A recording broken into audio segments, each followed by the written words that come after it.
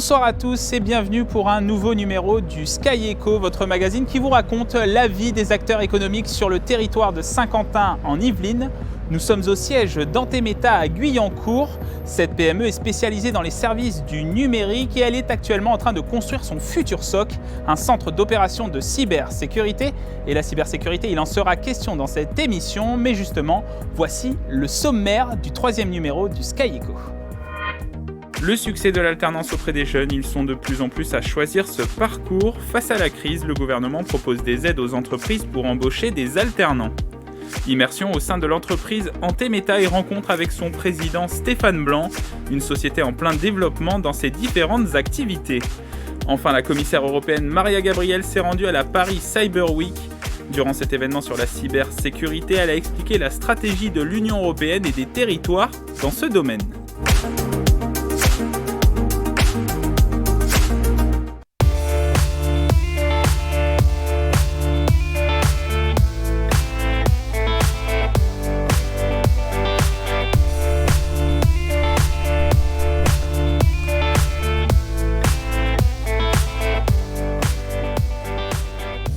Antemeta accompagne les entreprises dans leurs services numériques, que ce soit le stockage ou encore la cybersécurité.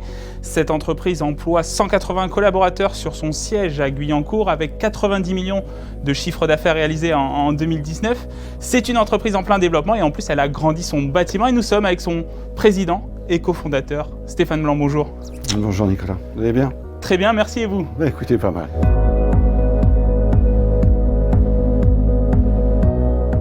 Antemeta se porte plutôt bien, 460 mètres carrés de plus en cours de construction en ce moment. Exactement. On construit effectivement une surface importante pour accueillir nos activités de SOC et de NOC, toute, on va dire, l'activité nécessitant un grand niveau de sécurité et donc dans lequel on souhaite également que nos collaborateurs soient plutôt coucounés. Voilà, c'est un peu l'objectif, parce que la sécurité ne veut pas dire qu'on n'est pas un bon espace de travail.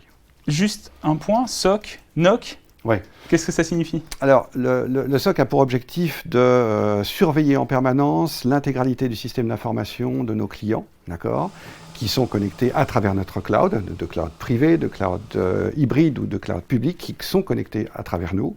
Et puis le NOC, eh bien, c'est la sécurité, alors non pas effectivement d'accès, mais c'est la sécurité en lui-même des données, des datas, c'est on va dire la couche inférieure du système de production. Voilà. Il y a la couche haute, le SOC, et le NOC, la couche basse. Le SOC, là, c'est ce qui se passe ici. Nous sommes dans un SOC. Voilà, alors on a volontairement, on ne vous montre pas tout, parce qu'effectivement, c'est très sécurisé. C'est quand même très sécurisé, donc les tableaux qui ont été choisis. Mais par contre, on est en temps réel, ce que vous voyez s'afficher effectivement en temps réel, ici, sont le type on va dire, d'un point de vue technique, de reniflage qui est effectué par des tiers sur les équipements dédiés à nos clients. Voilà, comme vous pouvez voir, il y a beaucoup d'activités. Reniflage, c'est repérer les attaques, les failles. Je repère des failles. Je vois, en fait, c'est exactement comme une maison. Considérez qu'il y a quelqu'un qui essaye d'ouvrir les portes, les fenêtres de l'intégralité de votre maison pour voir s'il n'y a pas une porte ou une fenêtre qui est ouverte. D'accord ? Et c'est ça la partie reniflage. D'abord, une partie de découverte. S'ensuit derrière, en fonction de la situation, on va voir si on va pas passer par la fenêtre, par la cheminée, par les égouts, voilà, tout est possible. Mais c'est exactement, comparez ça à votre maison. Alors je disais, vous agrandissez vos locaux, mais c'est accompagné aussi d'une grande vague de recrutement chez vous. Alors, il y a, en fait, cet emplacement de bâtiment sert à regrouper à la fois, donc, comme je vous le disais, le SOC, le NOC, mais c'est aussi parce que, effectivement, on est en train de converger deux activités qui, pour nous, sont stratégiques. L'activité de data management, alors anciennement activité de backup, d'accord, et l'activité SOC, NOC, sécurité. Et pour répondre à votre question, donc effectivement, on regroupe, du coup, comme on regroupe ces deux activités, on a un train d'embauche d'à peu près 10 personnes aujourd'hui qui regroupe à la fois de la cyber, mais aussi du data management. Parce que c'est cette convergence qui a du sens aujourd'hui au vu du niveau d'attaque qu'on se prend en Europe, mais également à l'étranger. Un dernier mot, Stéphane Blanc, on l'a vu, une période compliquée ces derniers temps, c'était la crise sanitaire. compliqué pour les entreprises qui ont dû se réorganiser et travailler en réseau avec le télétravail. Oui. Est-ce que vous avez eu un impact sur votre activité? Parce que qui dit réseau et travail en réseau dit sécurité de ces réseaux. Alors, on a deux activités chez Antemeta. Une activité négoce, d'accord, qui, elle, a subi plutôt une décroissance, parce que les projets ont été plus ou moins gelés. Par contre, l'activité cloud, service manager, s'est senti bien évidemment un petit peu renforcée parce que, effectivement, nos clients qui étaient déjà dans notre cloud ou dans nos services managés ou d'autres qui étaient déjà clients ont une nécessité à venir consommer en urgence des usages liés effectivement au surplus de consommation qu'impliquaient les usages de leurs collaborateurs qui étaient en modèle externalisé, tout à fait. Voilà, effectivement, là il y a eu un surplus de sécurité. Et on n'a pas vu encore, je suis désolé de prédire un petit peu l'avenir, mais je pense que forcément ça a créé des failles de sécurité. Bien évidemment, pas forcément, j'espère, chez nous, mais je pense que ça a créé des failles de sécurité. Voilà.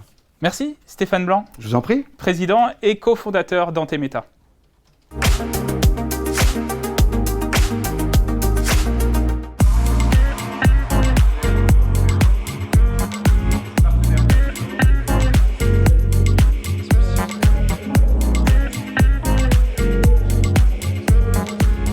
C'était la deuxième édition de la Paris Cyber Week le mercredi 30 septembre et le jeudi 1er octobre à la Maison de la Chimie à Paris.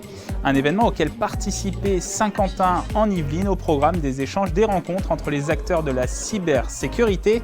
Et parmi les invités, Maria Gabriel, commissaire européenne à l'innovation et à la recherche. Avec elle, nous avons fait le point sur la filière cybersécurité et sur le travail de l'Union européenne avec les territoires. Regardez.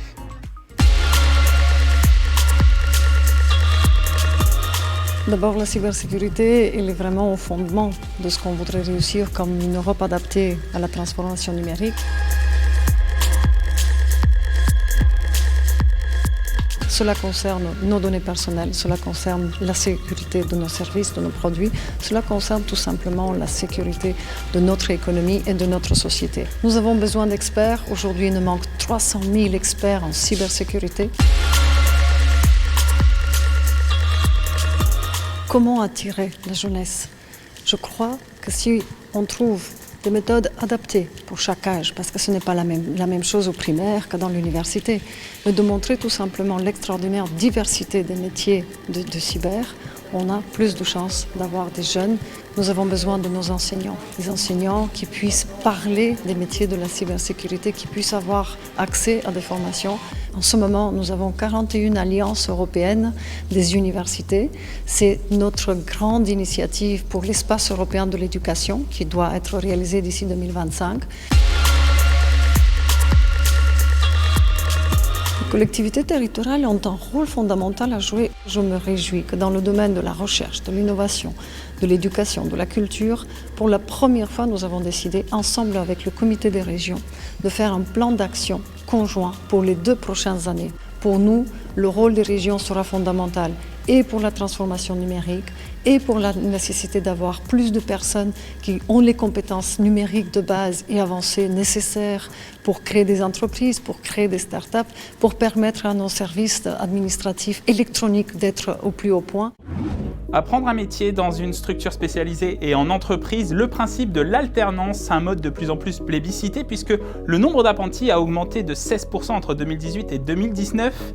Et dans le contexte de crise sanitaire et économique, des aides sont proposées aux entreprises pour embaucher des alternants. Les conseils et les explications dans ce décryptage.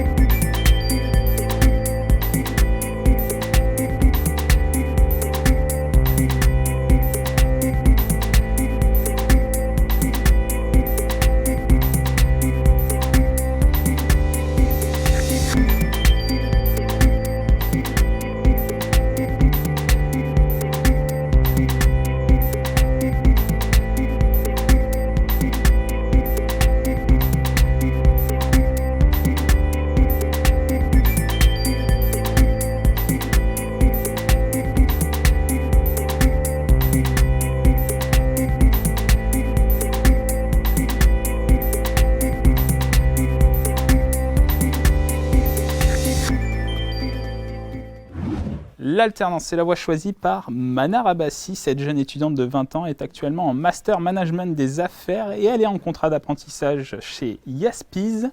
Cette start-up incubée au SkiCube a développé une application pour mettre en relation les sportifs. Partons à la rencontre de Manar Abbassi dans Ma vie de salarié.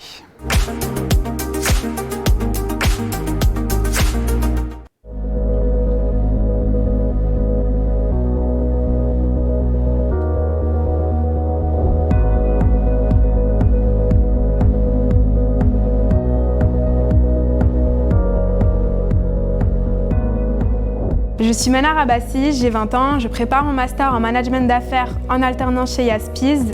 J'occupe le poste de responsable partenariat.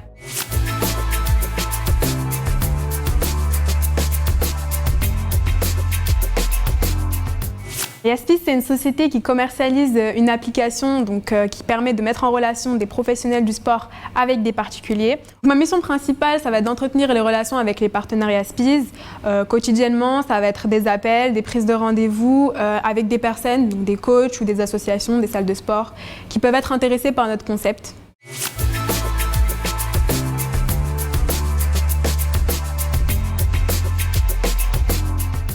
Je me suis plusieurs fois retrouvée dans des situations où cette application aurait pu m'aider. Ce qui est bien dans le fait d'intégrer une start-up plutôt qu'un grand groupe, c'est que je peux faire preuve de créativité et d'initiative au quotidien. C'est vrai que l'instabilité d'une start-up pourrait plus m'inquiéter, mais la mission qu'on m'a confiée me challenge et me donne personnellement envie d'aider à développer ce projet. Le fait que le projet soit à peine lancé, moi, ça me donne envie de me construire avec et de le voir grandir en fait tous les jours.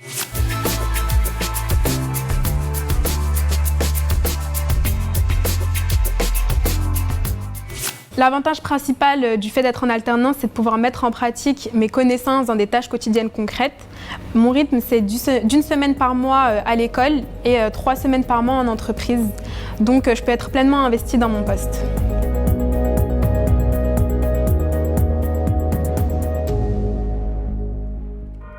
C'est la fin de ce numéro, merci de l'avoir suivi. Émission à revoir en replay sur notre site internet ou sur l'application mobile TV78. À bientôt pour un nouveau numéro du Sky Echo.